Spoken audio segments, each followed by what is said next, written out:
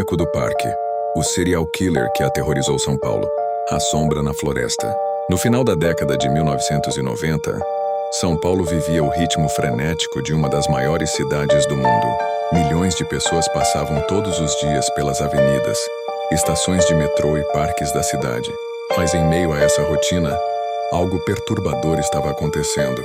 Uma sequência de desaparecimentos de mulheres começava a chamar a atenção da polícia. No centro dessa história está um lugar aparentemente tranquilo, o Parque do Estado. Um parque enorme com trilhas densas e áreas isoladas. Um lugar perfeito para alguém que queria desaparecer sem deixar rastros. O homem por trás do horror. O nome dele era Francisco de Assis Pereira. À primeira vista, ele parecia apenas mais um homem comum. Trabalhava como motoboy em São Paulo. Era quieto, educado, discreto. Mas havia algo que ninguém via. Uma mente profundamente perturbada. Francisco tinha um método. Ele circulava por modelos iniciantes, jovens que sonhavam em trabalhar com fotografia e moda. Ele dizia ter contatos. Prometia ensaios fotográficos e oportunidades em agências, e muitas acreditavam. A armadilha. Depois de ganhar a confiança das vítimas, Francisco fazia o convite. Ele dizia que precisava fotografar em um local com natureza e luz natural. O destino era sempre o mesmo.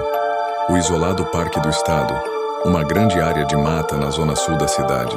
Lá dentro, longe de qualquer ajuda, o encontro mudava de tom.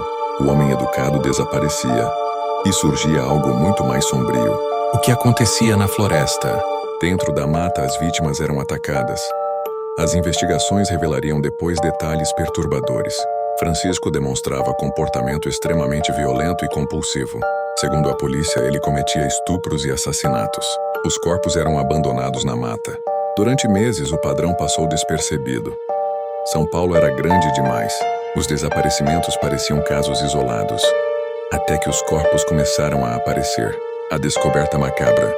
Em 1998, policiais começaram a encontrar restos mortais na região do parque. Primeiro um, depois outro e então mais.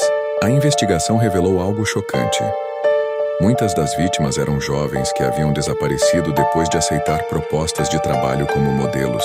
A imprensa começou a usar um nome que rapidamente se espalhou pelo país. O Maníaco do Parque, a caçada. A polícia iniciou uma das maiores caçadas criminais da época. Testemunhas começaram a aparecer. Algumas mulheres haviam sobrevivido. Elas descreveram o mesmo homem. Motocicleta. Conversa tranquila. Promessas de ensaio fotográfico. Um retrato falado foi divulgado. O país inteiro passou a procurar aquele rosto. E então, ele cometeu um erro. O erro do assassino. Uma das vítimas conseguiu escapar. Ela foi até a polícia e descreveu o agressor em detalhes. A partir daí, investigadores chegaram ao nome de Francisco de Assis Pereira. Quando a polícia foi procurá-lo, ele havia desaparecido. Começou então uma busca nacional. Programas de TV exibiam seu rosto todos os dias. O Brasil inteiro queria saber onde estava o Maníaco do Parque. A prisão. Em 1998, depois de dias de fuga, Francisco foi finalmente localizado. Ele estava escondido no interior do Brasil. Quando foi preso, o caso chocou ainda mais o país. Durante os interrogatórios, ele confessou vários crimes. As investigações apontaram múltiplas vítimas, tornando-o um dos serial killers mais conhecidos da história brasileira. O julgamento teve enorme repercussão nacional. A mente do monstro. Especialistas tentaram entender o que levava alguém a cometer crimes tão brutais. Psicólogos apontaram sinais de transtornos psicológicos graves, impulsos violentos e histórico de comportamento obsessivo. Mas para as famílias das vítimas, nenhuma explicação era suficiente. O trauma deixado por aqueles crimes permanece até hoje. O legado do caso. O caso do Maníaco do Parque mudou o Brasil.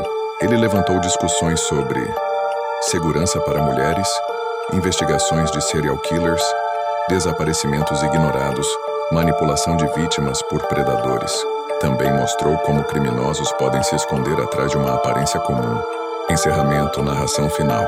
Hoje, o Parque do Estado continua existindo. Suas trilhas ainda são visitadas por pessoas que buscam tranquilidade e natureza.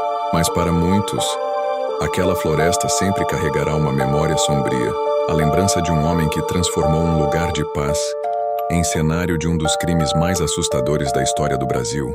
E a pergunta que ainda ecoa para quem estuda o caso é: Quem era o maníaco do parque?